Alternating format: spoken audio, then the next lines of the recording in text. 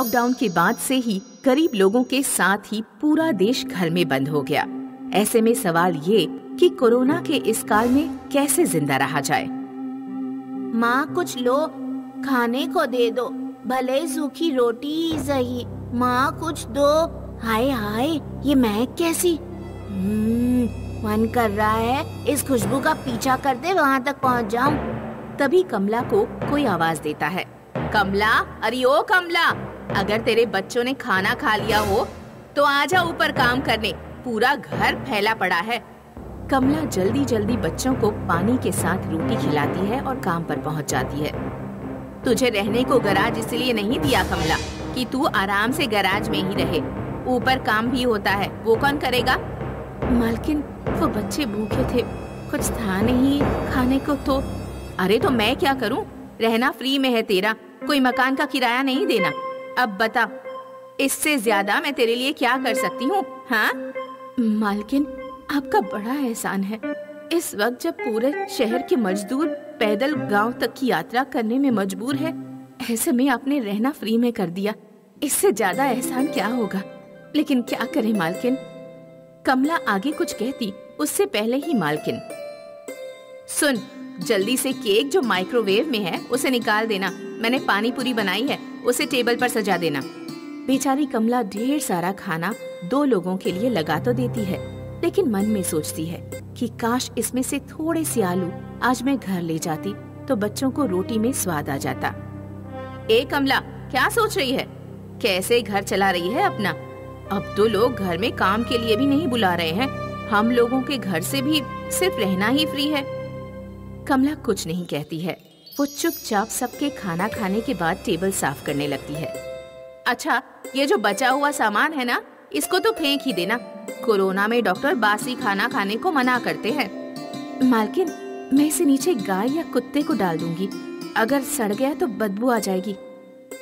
बचा हुआ केक, मटर, आलू और गोलगप्पे का पानी एक पैकेट में डालकर घर ले आती हूँ। माँ, वाह, ये क्या है? आज तो खाने में मजा आ जाएगा। अब जो खाना कुत्ते या गाय के लिए था वो कमला के बच्चे खाते हैं। माँ, ये खाना कितना स्वादिष्ट है। माँ, केक कितना अच्छा है ना। कमला मन में सोचती है कि किसी तरह ये लॉकडाउन का समय कट जाए। वो पानी पीकर सो जाती है। अगले दिन जब वो उठती है तो उसे चक्कर आता है। उसे उठा नहीं जाता, लेकिन किसी तरह वो उठती है क्योंकि उसे काम पर जाना होता है। क्यों उठ रही हो? उठा नहीं जा रहा तो थोड़ा आराम कर लो। अरे नहीं, उन लोगों को नाश्ता करना होता है। कमला घर के बाहर निकल रही होती है तो उसे सोसाइटी के गेट के बाहर एक कार रुकी दिखती है, जिसके सामने बहुत भीड़ होती है। अरे राधा और कृष्णा, पापा के साथ जाओ और गेट पर देखो इतनी भीड़ क्यों है, मैं तब तक काम करके आ रही हूँ। कमला मालकिन के घर जाती है और काम करती है और निकलने ही वाली होती है कि अरे राधा, ये दूध और सब्जी भी फेंक देना, कल रात में फ्रिज में रखना भूल गई थी, गर्मी है ना तो खराब हो गया। मालकिन, आवाज दे देती तो मैं ले जाती। अरे हाँ, बस नींद आ गई। कमला को इतनी अच्छी सब्जी और दूध को फेंकने में बुरा लग रहा था। काश ये दूध मेरे मुन्ने पी लेते, लेकिन अफसोस। कमला घर आती है जहाँ उसका बच्चा रो रहा होता है। कमला, जा जल्दी पास की दुकान जो खुली है वहाँ से दूध ले आ, मुन्ना भूखा है। कमला दुकान में जाती है। भैया, आधा लीटर दूध दे दो। दूध महंगा है, बाद में मत कहना कि पैसे नहीं हैं। 40 रुपए का है, 40 का। अरे 20 रुपए का आता है ना, और कितना महंगा हो जाएगा? देखो, आजकल सामान नहीं आ रहा है तो अब हम क्या करें, महंगा बेचना पड़ रहा है। अब लेना है तो ले लो, वरना फुटो यहाँ से। कमला दुकान वाले की बात सुनकर परेशान हो जाती है। करती तो करती क्या, पैसे हैं नहीं और बच्चे को दूध के बिना देख नहीं सकती। तभी उसकी नजर पास में खड़े एक बुजुर्ग आदमी पर जाती है। बाबूजी, मेरा बच्चा भूखा है। अरे जाओ जाओ, सुबह सुबह तुम जैसे लोग आ जाते हैं पैसा मांगने। नहीं नहीं, पैसे नहीं चाहिए, ये 20 रुपए मेरे पास हैं, लेकिन लाला ने दूध 40 का कर दिया है। अब बस 20 रुपए और दे दो प्लीज। आदमी को कमला की बात पर दम नजर आता है। वो दुकानदार से दूध और बिस्किट लेकर कमला को दे देता है। अरे नहीं नहीं, इतना पैसा नहीं है मेरे पास, और दूध भी सिर्फ आधा लीटर ही चाहिए।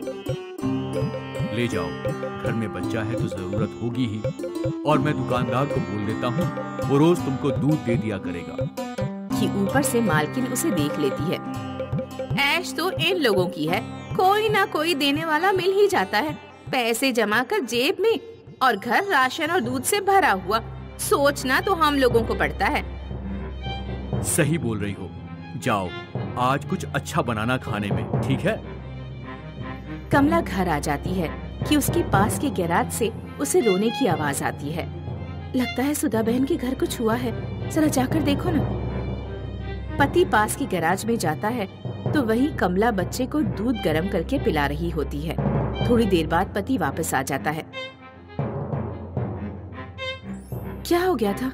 आपको देर लग गई? अरे वो भैया घर में नहीं है, बच्चों की तबीयत खराब हो गई थी। सुधा भाभी मालिकों के पास गई है, ये बताने कि बच्चे को बुखार है। अच्छा, फिर क्या हुआ? अरे वो फिर क्या, उन लोगों की बीवियों को ये वहम हो गया कि बच्चों को कोरोना तो नहीं, बस उन लोगों ने आज के आज घर खाली करने को बोल दिया है। बेचारी इतने सालों से यहाँ बसी है, किसे क्या बोलती कहाँ जाएगी, तो रो रही है। बच्चा भी बुखार में है। ओह, ये क्या बात होती है? रुको, मुन्ना सो गया है, मैं जाकर देखती हूँ। कमला सुधा के घर जाती है और उसके बच्चे को लेकर डॉक्टर के पास जाती है। बच्चा दवाई खाता है और सुबह तक ठीक हो जाता है। ये लो सुधा दूध, मेरा कहीं से इंतजाम हो गया है। जो एक्स्ट्रा दूध है वो तू रख ले। और हाँ, जा जाकर अपने मालिक से बोल दे, हल्का बुखार था, अब ठीक हो गया है। पता नहीं कैसा जमाना आ गया है कमला बहन, वो तो तुमने साथ दे दिया, मेरे मालिक ने मुझे काम भी दोबारा दे दिया। शुक्रिया कमला बहन, तुमने मेरा साथ दे दिया। इस पूरी महामारी में हम गरीब ही एक दूसरे के साथी हैं, वरना ये अमीर लोग तो वो भी बनाकर खा रहे हैं जिसकी उन्हें जरूरत नहीं। और एक तरफ हम लोग हैं जो एक जून का खाना भी मिल जाए तो भी खुश हो जाते हैं, और तो और तबीयत खराब होने पर किसी से बोल भी नहीं सकते। चलो, ख्याल रखो।